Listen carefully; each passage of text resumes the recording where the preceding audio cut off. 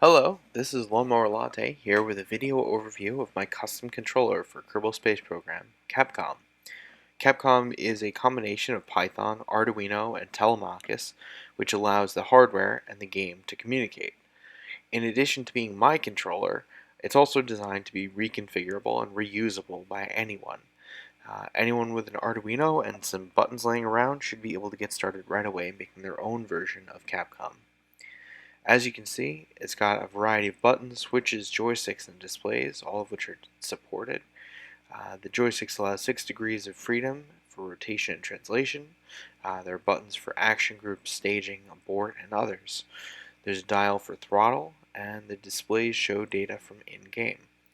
The 7 segment displays show altitude and other data, and the bar graphs show fuel levels. The beauty of this system is that it's easily configurable.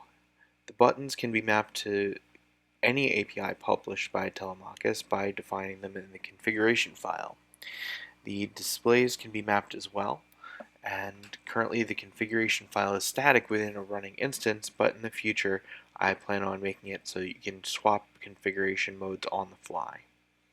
The configuration file is a JSON file, so you can either author it yourself by hand or use the included interactive script to generate it. I guess with all that said, we can move on to the demo. So here we are at the launchpad, and we've got a special craft ready to go. We have Telemachus installed, as well as the Telemachus antenna installed on the craft. It's located right there. And basically once you have that set up, you're ready to begin. So over to this side, we've got the actual device. You can see it's off, but plugged in at the moment. And over here we've got our console for running the program. So I'm going to run KAPCOM. And the first thing it's going to do is it's going to automatically detect the device, and you can see that it's done so, and it's starting to send data. Over here we've got debug output of the input that's going into the Telemachus API. Currently it's just sending the toggle flat panel error. Okay, so back into the game. So nothing's really changed so far, but if we look over here, there's data coming in from the game. So on the 7 segment displays, we've got altitude, orbital velocity, apoapsis, and periapsis. And then we've got liquid oxidizer, fuel, electrical charge, monopropellant, and solid fuel. Coming downwards, we've got the throttle and the 2 joysticks. And over here, we've got the core switches that you need for flight, the most used things. Up here, we've got our abort and staging buttons, which are configured so that you need to enable a flip switch first, and then the button becomes active, which is indicated by the backlight. Now this system of having 2 controls, control 1 actual API call, is actually more versatile. You can actually use that as a modifier as well. Just have 2 buttons where one acts as a modifier key. Okay. Coming over here, we've got some stuff that's still under development. Those are supposed to be controlling commands that are not available in Telemachus that actually require a key command. And so I'm still working on those. But yeah, that'll enable stuff like changing the warp and changing the ship focus and camera focus and things like that. So if we turn back our attention over here, so I'm just going to give a quick demo. Here, I'm going to just turn this a little bit so you can see it while I'm turning it on. So right here, this is RCS, okay, SAS, gear, lights, and the brakes. And it's kind of hard to focus on everything, so everything is working though. And yeah, if we notice, if I move the joysticks around, we have full analog control over all 3 axes. And if I change this out to docking mode, You can see that we also have control over X, Y, and Z as we play with the controls. Okay. Throttle is analog as well, so you can see as I turn it up, it goes up. This does have a dead zone at the top and bottom, so that you can get definitely 100 and definitely 0. It also has some intelligence built in, so that it only changes and sends the API calls when there's a large enough change being detected. Okay, let's turn our attention back over here. You'll notice that this one is actually blinking red right here. And that's because our electrical charge is depleting. There are several different styles that you can choose from when displaying bar graph data, but this one is one that actually projects utilization over time.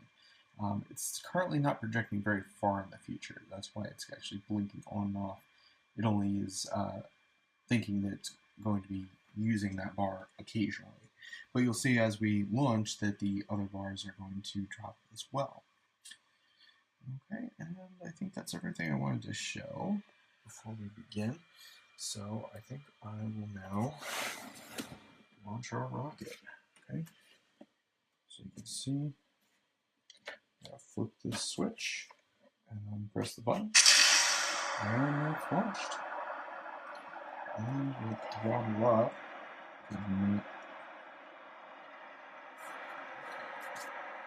Okay, and I'm going to enable SAS so I don't have to fly quite so actively. And you'll notice, if we look back at our fuel consumption, that the solid fuel is dropping rather rapidly, as well as the liquid oxygen and fuel. Okay. And you'll notice that this one's actually dropping even. You'll see it occasionally turn red more often than the other ones. You can see we've got live data from the altitude and everything else over here. Okay.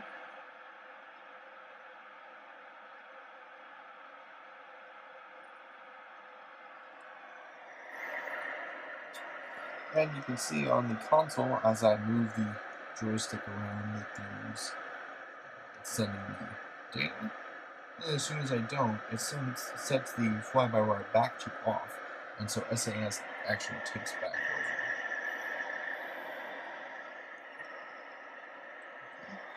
So you can see we're almost out of liquid, out of solid fuel in it, and we'll be staging the craft soon. Okay. Spectacular explosion. Okay. Now you'll notice that the solid fuel actually jumped back up to full, and that's because we've got the launch escape system up at the top, which I'll demonstrate with the abort button in just a few moments. But meanwhile, we'll just let the fuel kind of run out here.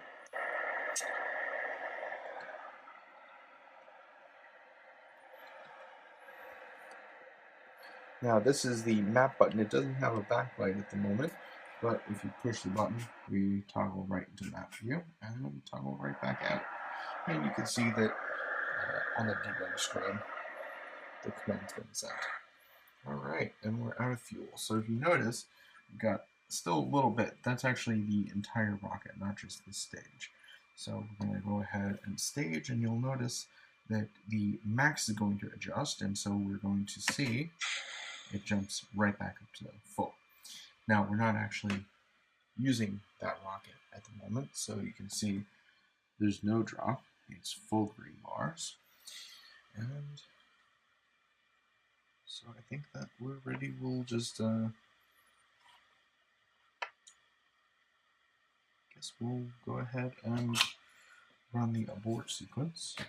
So we'll do that. Let's get this in frame. Okay, so this is going to blow the launch escape system and detach everything, basically. There we go.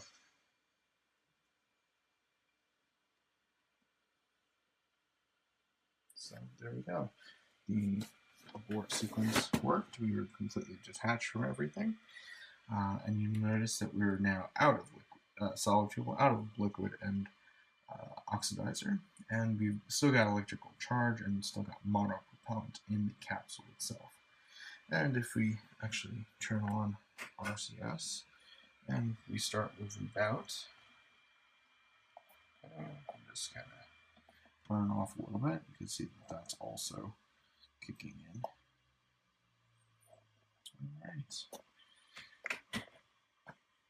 The only thing left to do is to wait for this thing to come back down. Well, that's the end of the demo. I hope everyone enjoyed it. Um, I've had a lot of fun working on it. I've learned a lot. Thanks to everyone who made this possible by providing awesome software as open source. I couldn't have done this without the mods and the other Python projects that I've used with mine. If you're interested in seeing more, you can follow my project blog on Hackaday or the forum thread on the Kerbal Space Program forums. Um, all of the links to everything are in the description below. If you're interested in trying to make your own Capcom controller, please let me know. I'll be happy to give you a hand and help you get started, fix bugs, anything. I'm more than happy to help. Thanks for watching.